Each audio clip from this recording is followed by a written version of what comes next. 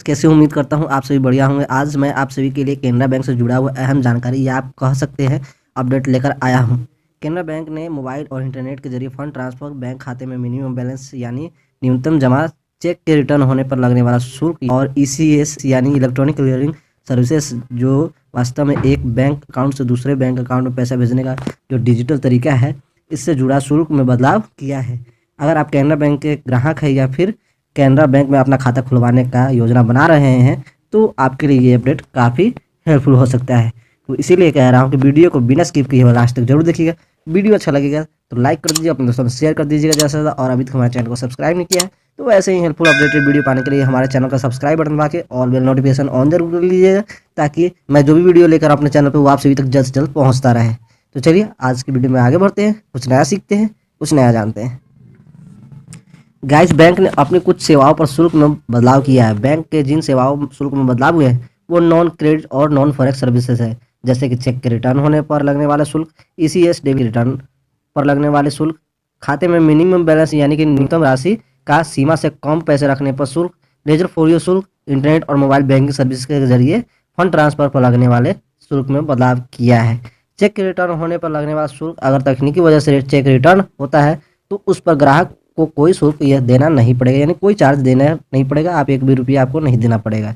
हालांकि जांच के बाद 1000 से कम के चेक के वापस होने पर 200 रुपये, 10 लाख रुपये से कम के चेक पर 300 रुपये और 10 से 50 लाख रुपये के बीच के चेक पर 500 रुपये, 50 लाख रुपये से 1 करोड़ रुपये के बीच के चेक पर 1000 रुपये और 1 करोड़ रुपये से ऊपर के चेक पर 2000 रुपये का जो चार्ज होता है वो आपको देना होगा। डेबिट रिटर्न ईसीएस यानी कि इलेक्ट्रॉनिक क्लियरिंग सर्विसेज के जरिए लोग निवेश से लेकर कर्ज चुकाने तक की सेवाएं लेते हैं, जिसमें एक निश्चित तारीख को ग्राहक के खाते में एक तय रकम कट जाता है, यानी कि जो भी पैसा आपने तय कर रखा है कटने के लिए वो ऑटोमेटिक नहीं कट जाता है, ठीक है ना।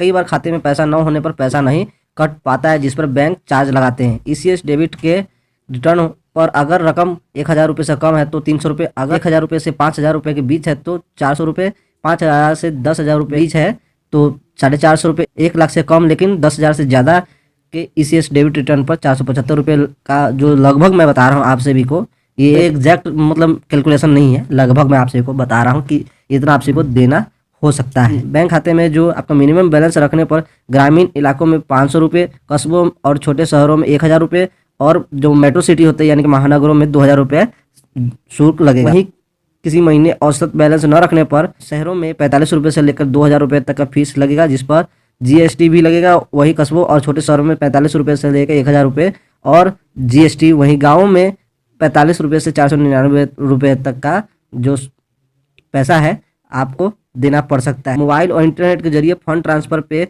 बैंक के मुताबिक 1000 रुपये से कम का ट्रांसफर कोई शुल्क नहीं लगेगा। वहीं 1000 रुपये से 10,000 रुपये की रकम के ट्रांसफर पर 3 रुपये और 10,000 रुपये से 25,000 रुपये के बीच के फंड ट्रांसफर पर 5 रुपये और 1 लाख रुपये से कम के फंड ट्रांसफर पर 8 रुपये, 1 से 2 लाख रुपये के बीच 15 रुपये और 2 से 5 लाख रुपये के बीच 20 रुपये फंड ट्रांसफर जो फीस होता है वो लगाया जाएगा। इसके साथ ही मोबाइल नंबर, ईमेल आदि पता में बदलाव के लिए हो सकता है तो 50 रुपये का जो चार्ज होता है वो आप सभी को देना पड़ सकता है। तो गाइज ये अपडेट आप सभी के लिए मैं लेकर आया हूँ। हो सकता है आप सभी को अगर पता हो तो अच्छी बात है, अगर नहीं पता हो तो कोई बात नहीं, हमारे चैनल से जुड़े रहिए। हमारे चैनल का सब्सक्राइब बटन दबा के ऑल बेल नोटिफिकेशन ऑन करके रखिए। हमेशा हम ऐसे ही अपडेटेड वीडियो लेकर आप सभी के लिए आते रहते हैं और ये जो आप सभी को मैं बता रहा हूँ ये आप सभी के लिए बहुत ही हेल्पफुल हो सकता है। अगर आप कैनरा के जो इंटरनेट बैंकिंग है या फिर अगर आप कैनरा बैंक में अपना खाता खुलवा रखे या खाता खुलवाने जा रहे हैं तो आप सभी के लिए काफ़ी हेल्पफुल हो सकता है। अगर आप एक बैंक में अपना खाता खुलवा रखे तो उसके बारे में आपको पता होना चाहिए कि कहाँ क्या चीज़ चार्ज लगता है, किस चीज़ का चार्ज लगता है। मुझे उम्मीद है अगर आप सभी को पता होगा तो अच्छी बात है, नहीं पता होगा तो ये वीडियो आप सभी के लिए हेल्पफुल रहा होगा। तो चलिए वीडियो अच्छा लगा हो तो प्लीज़ लाइक कर दीजिए, अपने दोस्तों में शेयर कर दीजिए और अभी तक हमारे चैनल को सब्सक्राइब नहीं किया तो ऐसे ही हेल्पफुल अपडेटेड वीडियो पाने के लिए हमारे चैनल को सब्सक्राइब बटन दबा के ऑल बेल नोटिफिकेशन भी ऑन जरूर कर लीजिए।